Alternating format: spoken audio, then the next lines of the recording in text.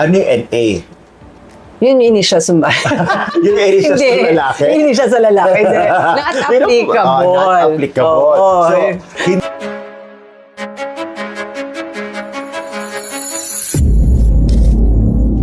magandang araw mga kausapang L. Welcome na naman sa isang makabuluhang episode ng Usapang L, Life, Love, and the Law.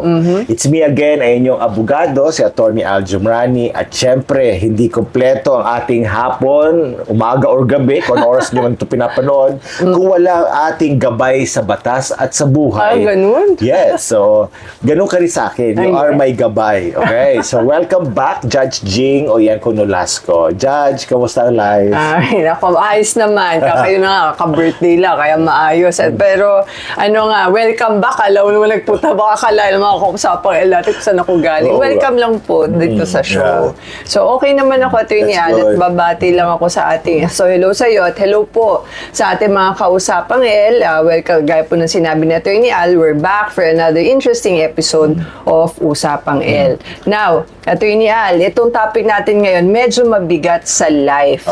Yan. Yes. Dahil usaping pamilya, bata, at higit sa lahat, pananagutan sa batas. Marami kasi tayong mga kausapang na nagtatanong, obligado ba akong magsustento kahit hindi ko sigurado? Ayan na, no? Kung anak ko talaga yun. Yan. Ako, napaka-sensitibo nga na usapin na yan, no?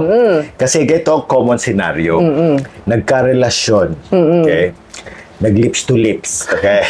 Huwag mo i-describe in detail, ha? Okay, sige. Nagkarelasyon. Alam nyo na yung mga kausapang no? Kasi nga nabuntis, okay, si girl. Siyempre, alam naman yung si boy ang nabuntis. Pero nung humingi na ng suporta para doon sa bata, ang sagot ng lalaki, hindi ko yan anak. Sabi niya yan. O kaya naman, didemanda agad ng VAUSI nitong girl, no? Yung VAUSI ay yung Violence Against Women and Children or Republic Act 9262. Ididemanda para mapuwersang magbayad. Ganyan yung scenario. Oo. Lalo na nga, sabi na bagit mo kasi relasyon, nagka-relasyon. Actually nga, kahit na nagka one night stand, o basta may nabuo, tapos later on, magkiklaim si girl, no, yung nanay ng suporta. Etong tatay, yung supposed father, sasabihin niya, hindi ko anak yan. Denial king. Oo, diba? So, yan na, kaya magkakakaso. At dyan po tayo magpo-focus ngayon, no, Atty. Al at mga kausapang lalo na nga at may bago, relatively bagong kaso. As ang Supreme Court dito, yung GR number 262419. So, i-refer lang natin siya sa GR number kasi yung title niya talaga People versus XXX lang. Nakatagong pangalan niya. Na lumabas po, a few months ago, November 2025, kung saan po binaliktad ng Supreme Court ang conviction ng isang supposed na ama, no, nung bata dahil sa usapang paternity at filiation. Actually. So, yun yung naging ground kung bakit binaliktad. Yes. Okay, so, just hold on lang mga kausapang baka may naku-confuse na kayo ano yung paternity and filiation. Ipapaliwanag natin yan. Yes. So, himayin muna natin ang kaso. Sa GR number 262419, ang akusado ay napatunayang guilty dati sa Regional Trial Court at sa Court of Appeals ng economic abuse. Isa itong uri ng violence against women and children. Dahil daw hindi siya nagbigay ng suporta sa anak nila ng dati niyang girlfriend. Sa supposed anak nila. Anak daw nila. Pero pag akyat sa Supreme Court, kasi ito pong lalaki dito, talagang from the RTC, dinideny niya na parang yung sabi niya, hindi ko yan anak. No? So, kahit na ganun, ang RTC at Court of Appeals, kinonvict siya. Kumbaga, RTC convicted him, the Court of Appeals affirmed the conviction. Pagdating sa Supreme Court, ayun na. Binaliktad ng Supreme Court, i-reverse yung conviction na acquit si akusado. Correct. Bakit? Kasi binigyan din po ng Supreme Court yung 4 na elemento para masabi may paglabag sa Section 5I ng RA 9262. Ito nga economic abuse. Ng offended party ay isang babae at kanyang anak. Ng babae ay asawa, dating asawa, o may dating sexual or dating relationship sa offender, o mayroon silang common child. Ayan. Sadyang itinanggi o tinanggihan ang suportang legally due o nararapat sa kanila. Emphasis on legally due. Yes, legally due. Yan. kumbaga, may obligasyon yung lalaki na suportahan yung bata o kaya yung kanyang kapartner, tapos hindi niya ginawa. Yun yun. At ginawa ang pagtanggi para sadyang saktan ang damdamin ng babae or bata. Yun yung tinatawag na mental or emotional anguish. Ayun, so yun yung elements ng economic abuse under Section 5I ng Republic Act 9262. Ang naging problema sa kasong ito, Judge, ay ang ikalawa at ikatlong elemento. Ayun. Common child ba talaga nila yun? Oo. Yan yung ikalawang element. Oo. At pangatlo, legally due ba ang suporta? Ayun. Kaya sabi ng korte, ng Supreme Court, ang suporta ay obligasyon lamang kapag ang filiation o pagkaama ay beyond question. Ayun. Nako, tama ka doon, Atty. Al. At sa kasong ito, ano ba yung dokumentong ginamit o pinresent ng babae? Ang pinresent kasi ng babae dito, na para patunayan supposedly na, yun nga, anak nila nung lalaki, itong bata, ang pinresent niya yung birth certificate ng bata. Ang kaso, ang nakalagay doon sa birth certificate, NA. Yun sa pangalan ng ama. Ano yung NA? Yun yung initials ng bata. Yung initials ng lalaki? Yung initials sa lalaki. Not applicable. Not applicable. Oo. So, hindi na-disclose. Oo, hindi din-disclose ang pangalan correct. ng lalaki. Hindi naman siguro ang Diyos ng tatay niyan para masabi Immaculate Conception. Hindi. Naku, so, basta nilagyan na talaga ng NA. NA ang nilagay niya. Ayaw i-disclose. Kasi usually, NA ang nilalagay pagka hindi po either hindi kasal o kaya ayaw i-disclose yung pangalan or yung, kumbaga, yung babae mismo ayaw niya malaman ng mga tao kung sino yung tatay, mga ganyan. Ngayon, ayon po sa Article 172 at 175 na Family Code, hindi sapat ang record of birth kung hindi ito pirmado ng ama laban sa kanino ito ginagamit. Kasi nga, mahalaga, para yung birth certificate maging competent proof na siya talaga yung tatay, dapat, yun nga, may una-una yung pangalan ng tatay nakalagay. Tapos kung hindi sila kasal, yung sa affidavit of acknowledgement, no, yung sa likod ng birth certificate. So may pirma dapat si tatay doon. Dito, wala. Wala NA ng nga pangalan, wala rin pirma. Correct. Ayun. Yun. So, ang interesting dito, Judge, ay, so yun na nga, walang acknowledgement doon sa birth certificate ng bata. So, kaya dito sa case na to ay napag-usapan nila ang DNA testing. Yan. Yun yung naging ano dito. Ano nga ulit ang DNA, Judge? Ano nga ba? Yung parang Deoxyribonucleic acid. Oh, yun. Tama ba? Mas magaling ang pronunciation ni Atty. Alsa. Basta alam na, basta ibig sabihin ng DNA testing, ito yung parang magmamatch ng genetic code. Yes. Yan. Oo. So, ang akusado ay pumayag. Sige, go. Yan. mag-DNA Pumayag siya test. mag-DNA testing. Basta, hati tayo or share tayo sa gastos sa DNA testing. Kasi di naman po kasi siya libre dahil scientific proseso ito. Correct. So, yan. May mga agencies, mga office, may mga institutions na nagkakandak nito. So, may bayad yan. At saka hindi ko lang alam kung gaano na siya ka-reasonable kung bumaba na yung presyo. Kasi nga dati medyo talagang mahal siya. Talaga. So ngayon, siguro kahit bumaba pa yan, kahit mas common na siya ginagamit, mahal pa rin. Mahal pa rin. So, depende nga doon sa capability rin talaga nung nagre-request. Yung tatay dito, may financial difficulty. May financial difficulty. So, sabi niya, okay, sige, malakas kasi loob niya, no? Siya sabi niya, hindi ko anak yan. Okay, so, yung DNA testing na yun can work in two ways. One, it can prove affiliation or it can disprove affiliation. Kaya malakas sa loob ni Boy. Sabi, sige, DNA testing tayo. Kasi kailangan nyo rin yan para i-prove yung affiliation. Hati tayo. Hati tayo. Ayun. Ang problema, ang nanay at ang lolo ng bata, ibig sabihin yung tatay ng nanay, ayaw pumayag na mag-share sila doon sa gastos. Gusto nila, ang lalaki ang magbayad ng buo. Doon sa expenses ng DNA testing. Kaya ending, hindi natuloy yung DNA testing. Yun. Kaya nga, ang ano dito, parang doon din, nag-capitalize ang Supreme Court. Kasi ang discussion dito, nag-offer na nga yung lalaki. Willing siya mag-DNA test. So, kumbaga, dahil nag-offer siya na mag-DNA test, that means to show na si lalaki is willing to abide by the results of the DNA test, yes, di ba? true. Kung mapatunayan na siya yung tatay, o di sige, magbibigay siya ng suporta. So, doon naman papasok, Attorney Al, yung ika-4 na elemento ng economic abuse, which is intent to cause anguish. Sabi ng Supreme Court, hindi porket hindi nagbigay ng pera or ng suporta, ay may bawsi na kaagad. Sa kasong ito, hindi willful refusal lang nangyari dahil may valid na pagdududa yung lalaki sa paternity. At yun na nga, willing naman siya magpa-test. At gaya nga sinabi mo, yung results ng DNA test can go either way, di ba? It can prove the prosecution's case, and at the same time, it can also prove the innocence of the accused or yung yun nga, na hindi siya yung tatay. So therefore, hindi siya dapat makasuhan nung vowsy case na yun. Kaya malaking bagay sana yung DNA testing. Correct.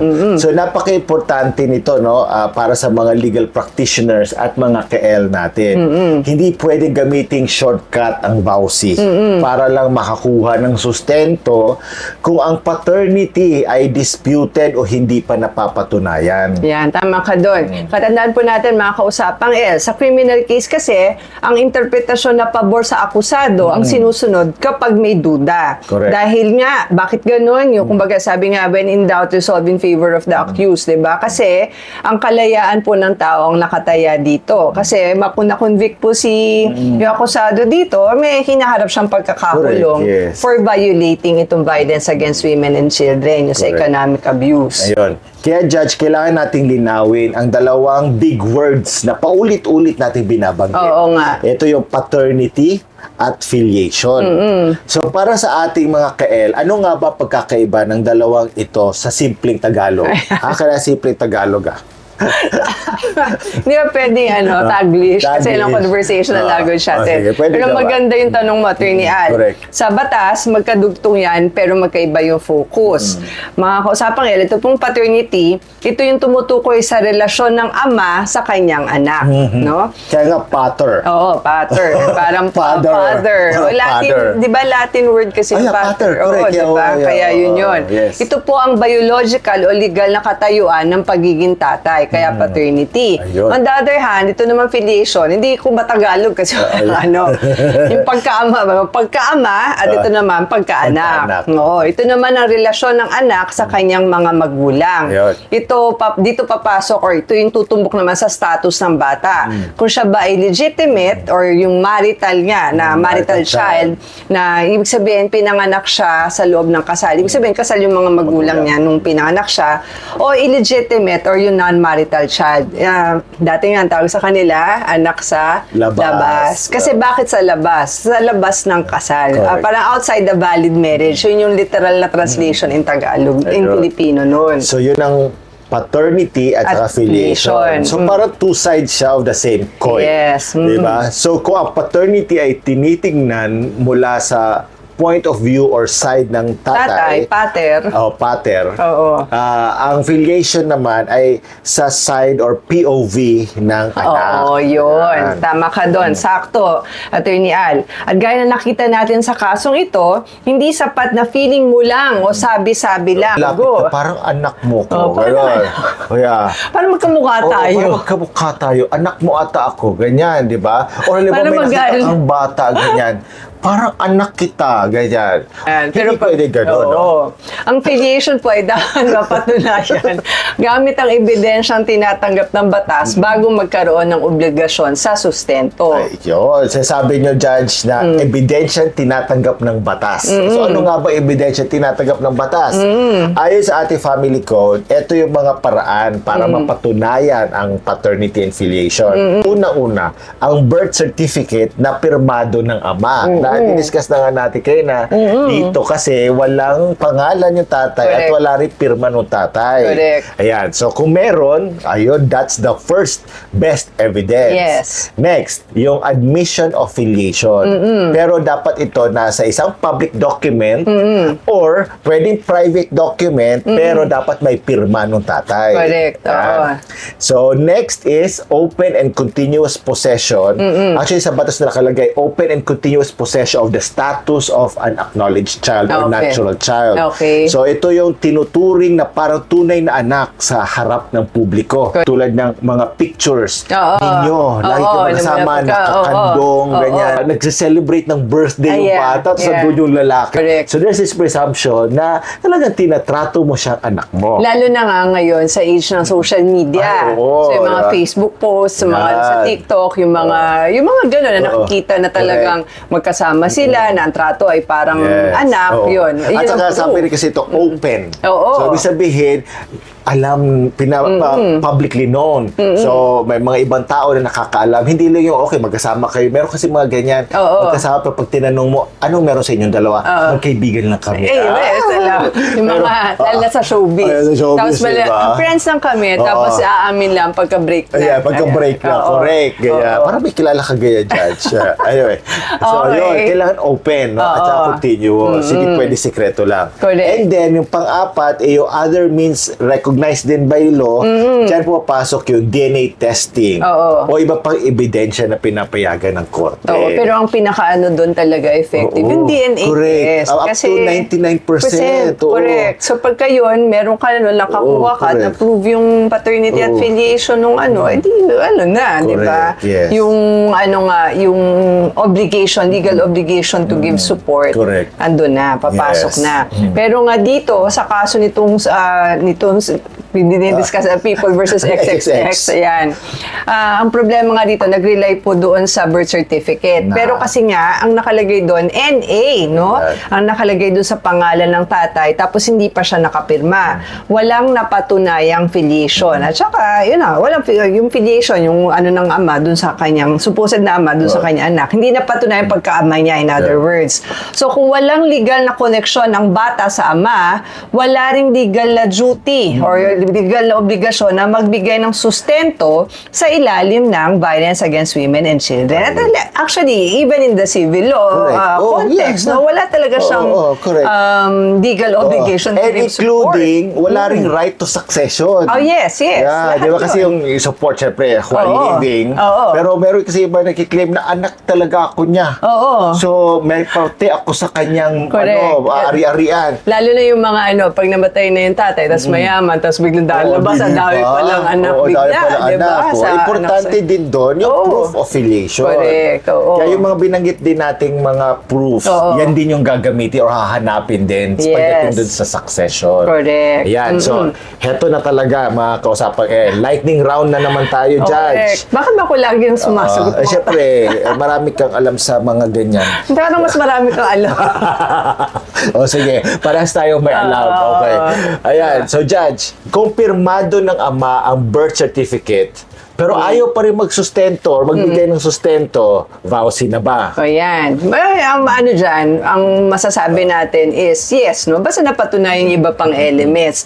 Dahil pirmado niya, laki ebidensya na yon. Aminado siya kasi ng filiation niya.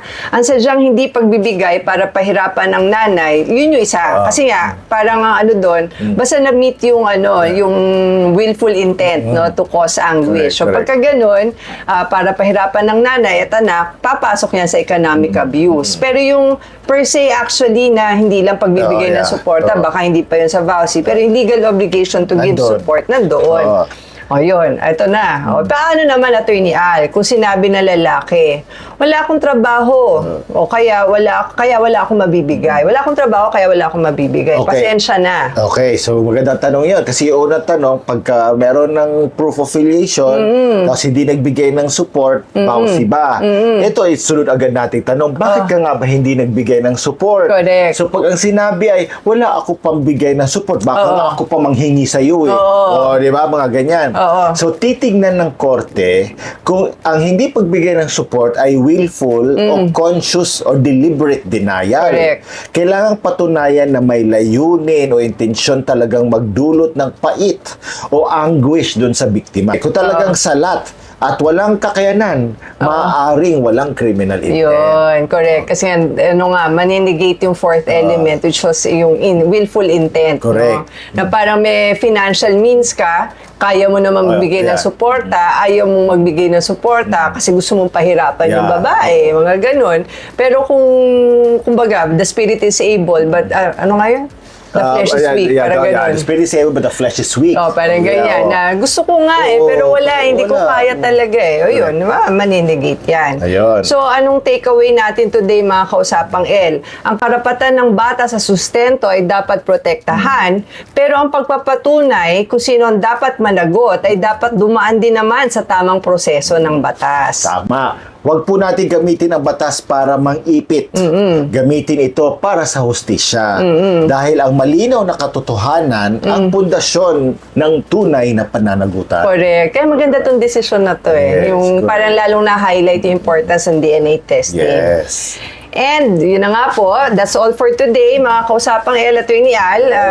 Till next time na lang, ako po muli si former Judge Jing Uyenko Nolasco. Yeah, thank you po for watching. Ako po muli si Atty. Al Jumrani. Kita-kita po tayo uli sa susunod na episode ng Usapang L.